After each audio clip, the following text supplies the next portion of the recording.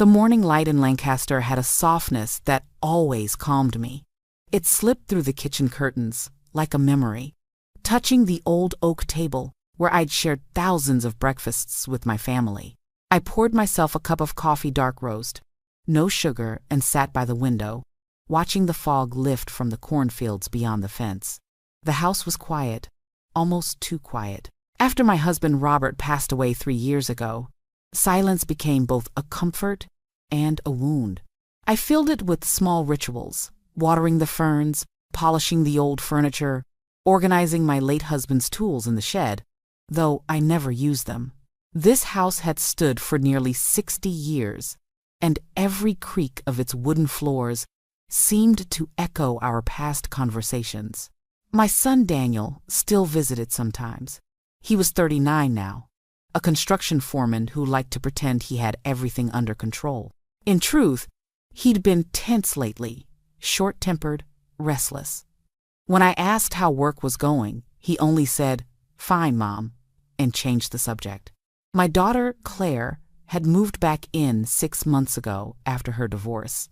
She was quieter than Daniel, her sadness like a fog that never lifted. At 38, she still called me Mommy when she needed something, and that tenderness always broke my heart a little. That morning, while I was rinsing my mug, I noticed the faintest hum, like the low buzz of a bee caught in a jar. I frowned, turned off the faucet, and listened. The sound was coming from behind the kitchen wall, near the light switch. It pulsed irregularly, sharp one moment and soft the next. Then, the overhead light flickered twice and went still. Strange. I made a mental note to call the old electrical company that had installed our wiring decades ago. But when I mentioned it to Daniel later that afternoon, his reaction startled me. "Don't call them," he said quickly, almost snapping. "Those guys overcharge for nothing. I'll send someone I know." "Someone you know?" I asked.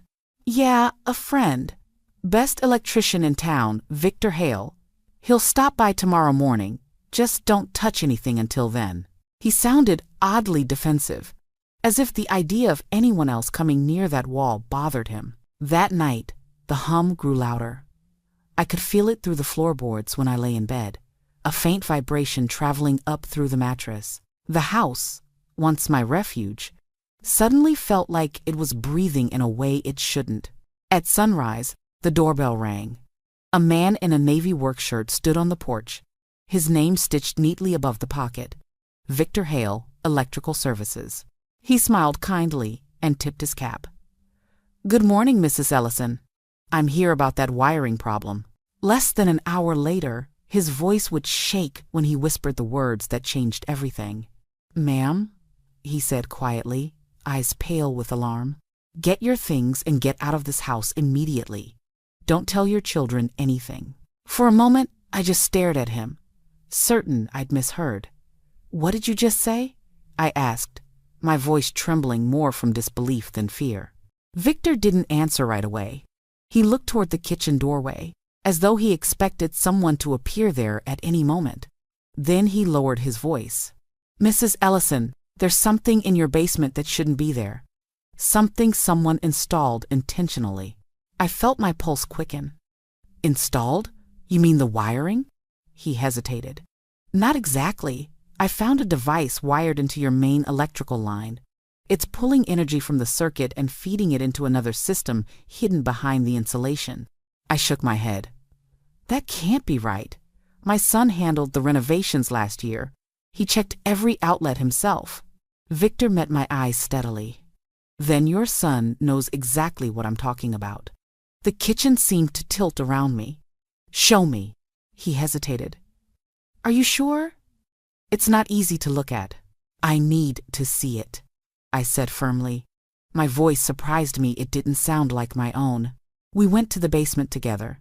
The stairs creaked under our feet, the air heavy with the scent of old paint and damp concrete. The hum that had haunted my nights grew louder as we descended, blending with the faint buzz of electricity. Victor's flashlight cut through the dimness, revealing the same boxes and storage bins I'd kept down there for decades. Robert's old fishing gear, Holiday decorations, photo albums. Nothing seemed out of place. Until Victor stopped at the far wall behind the furnace. He crouched and pulled aside a section of insulation. My breath caught in my throat. Hidden behind it was a small metallic box, no bigger than a toaster, its surface faintly glowing with red indicator lights. Thin copper wires ran from it into the main power conduit, and from there up toward the ceiling. "What is that?" I whispered. "It's not standard electrical equipment," Victor said grimly. "It's been rigged to deliver timed current pulses. The wiring runs straight to the upper floor, most likely your bedroom." I stepped closer, my knees weak. "What would that do?" He glanced at me, then back at the device. Prolonged exposure to these pulses can disrupt heart rhythm, sleep patterns, and neurological function. It's like being slowly electrocuted in doses too small to detect. My mind rebelled against his words. "That's insane. You're saying someone's trying to—" "Yes," he interrupted quietly. "Someone wired this to harm you, Mrs. Ellison." I staggered backward, gripping the stair rail. The house that had once felt like my safest place now seemed to hum with menace. Each flicker of light a reminder that something poisonous pulsed within its walls. "Whoever did this," Victor said softly, "knew exactly what they were doing, and they knew you trusted them." I clung to the stair rail, trying to steady myself. "There must be some mistake," I whispered. "Maybe it's part of the new system Daniel installed last year. He said he wanted to modernize the wiring." Victor shook his head. "No electrician would install something like this in a residential home. This isn't safety equipment, it's manipulation equipment. Whoever set this up knew how to disguise it so it would look routine to anyone who didn't know what to look for." He turned his flashlight upward, tracing the copper lines that disappeared into the beams. "These wires run straight under your bedroom floor. If you've been feeling tired, dizzy, or having irregular heartbeats, this would explain it." A chill rippled through me. I thought it was just age. I've been waking up at night with palpitations, sometimes dizzy, sometimes confused. Victor nodded grimly. "That's how it's designed, to make it look like natural health decline. It's clever and cruel." I swallowed hard. "You said it was installed during the renovation. Daniel handled all of that." He looked up sharply. "When exactly was that?" "Last autumn," I said. "He insisted on redoing the basement wiring, said it was unsafe. I told him to leave it alone, but he said he'd hired a private crew from his construction company. I didn't even question it." Victor stepped back, rubbing his forehead. "That timing fits perfectly. A setup like this would take days of work and total access to the circuit lines. It wasn't done by accident or overnight." A thought came to me, sharp and painful. Claire moved back in right after that renovation ended. "Does she go into the basement?" Victor asked. "Sometimes. She keeps old boxes down here." I paused. "She studied biomedical engineering before she got married. She's always been fascinated by how the body reacts to electricity." He exhaled slowly, a grim realization crossing his face. "Mrs. Ellison, the person who designed this system understands both electrical engineering and biology.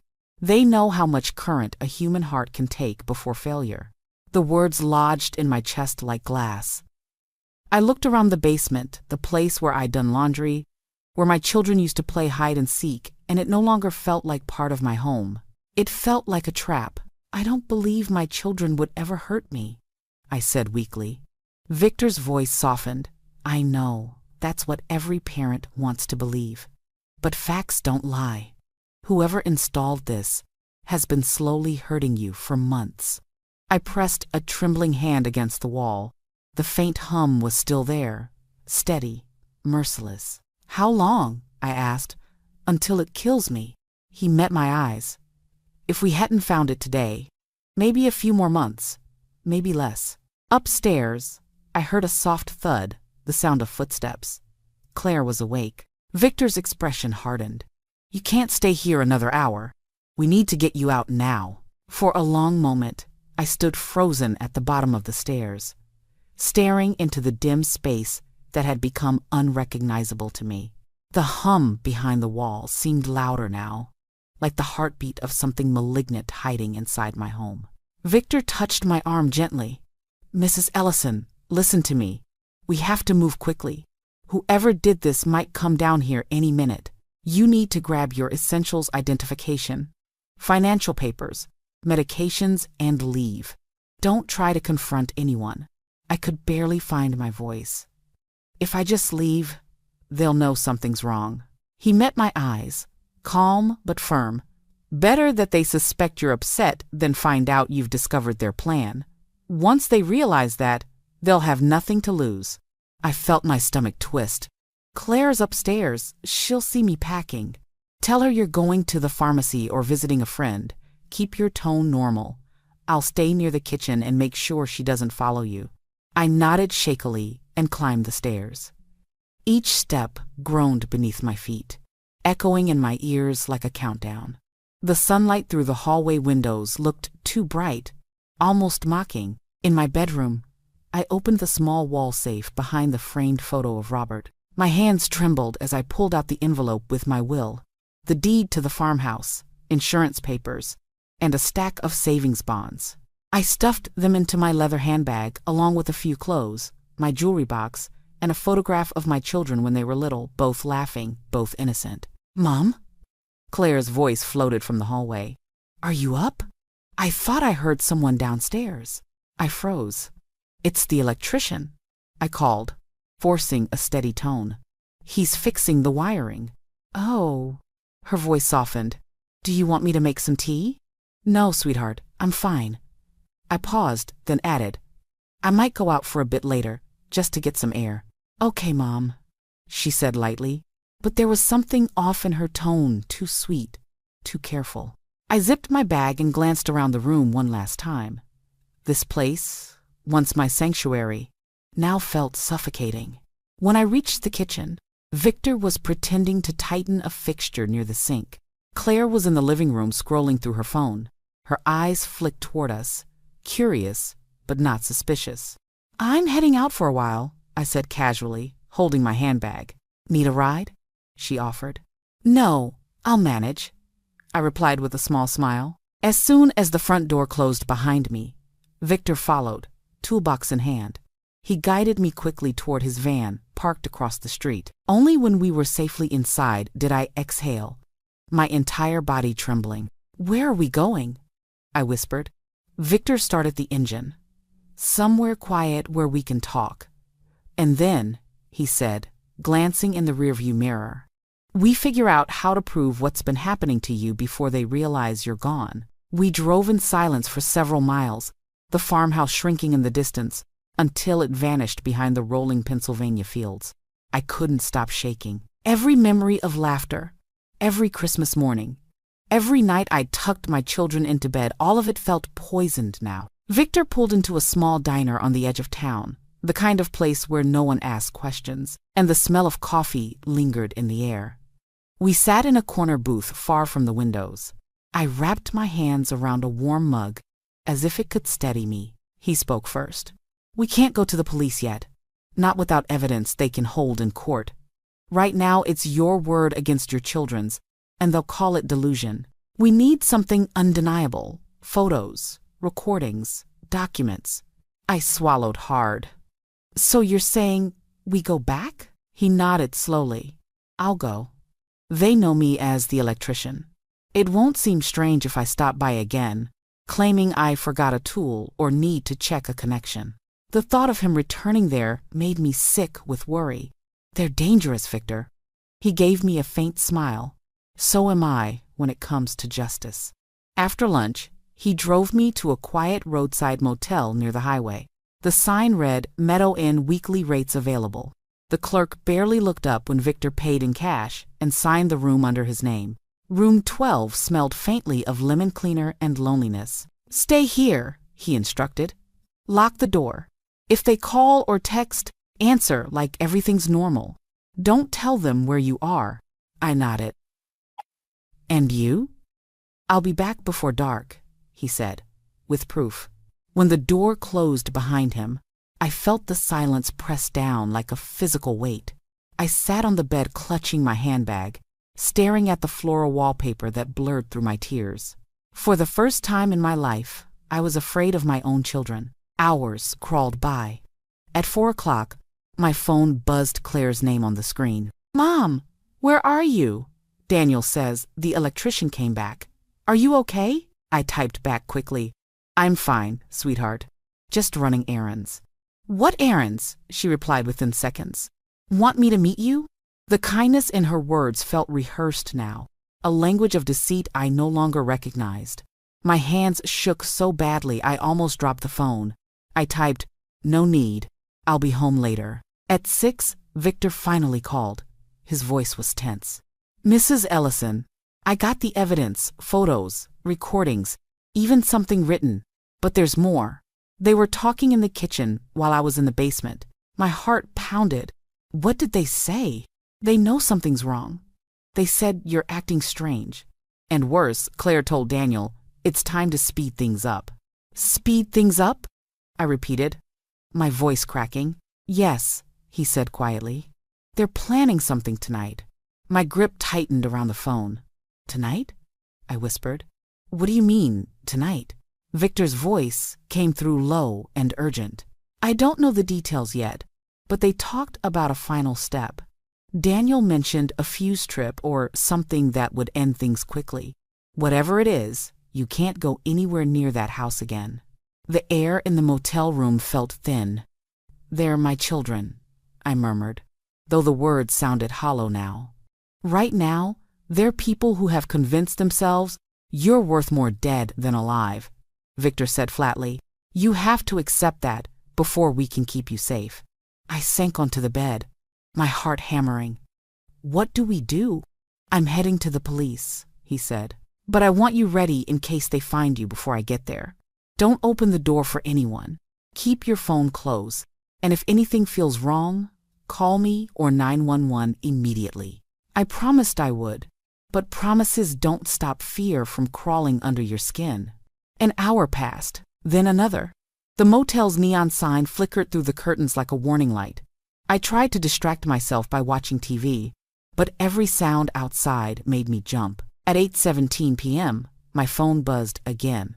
A text unknown number. "Mrs. Ellison, we know you're at the Meadow Inn, room 12. Please come out. Let's talk before things get worse." My blood turned to ice. I checked the peephole, nothing.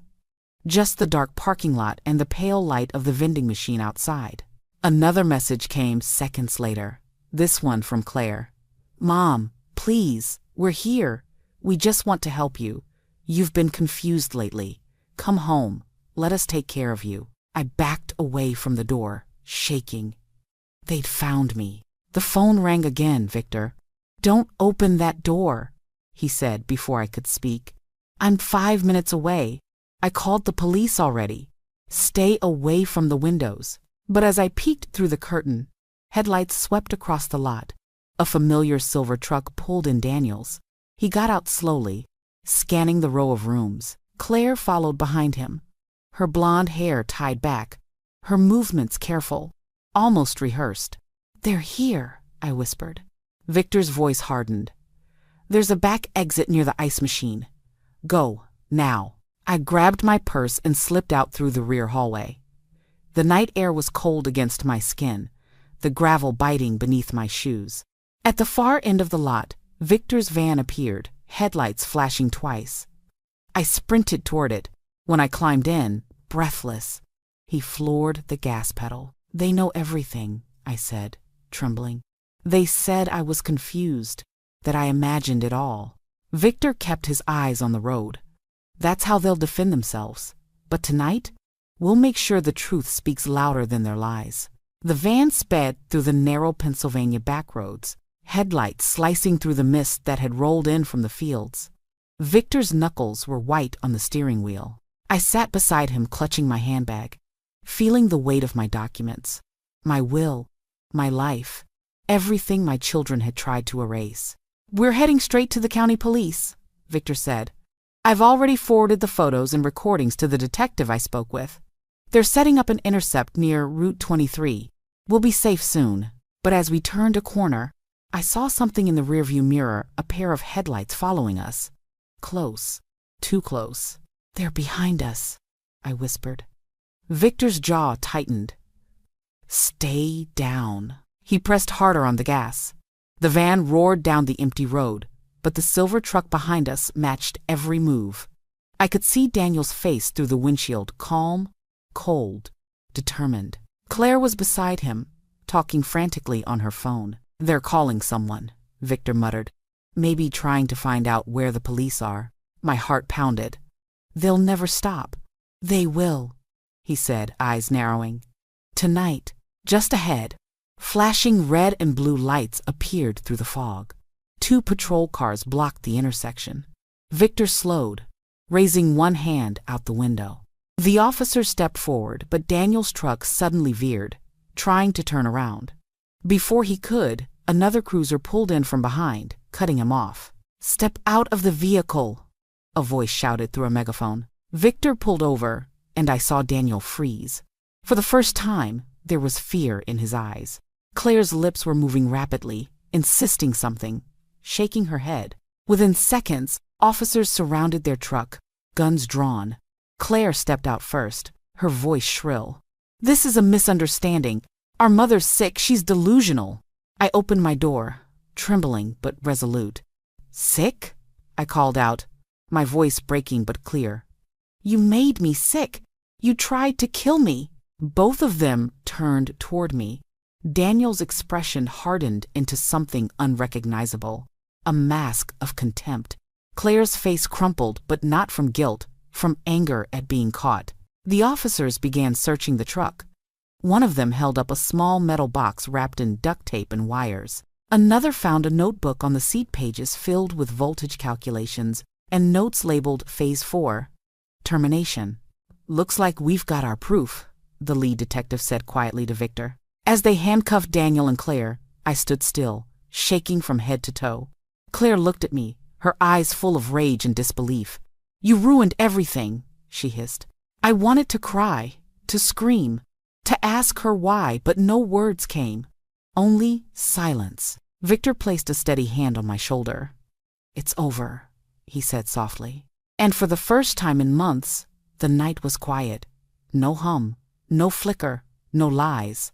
Only the sound of justice, humming steady through the dark. 6 months have passed since that night, yet I still wake sometimes expecting to hear the faint electrical hum through the walls. Then I remember I no longer live in that house. The farmhouse where I raised my children, where I buried my husband, where I almost lost my life, is gone. I sold it 2 months after the trial ended.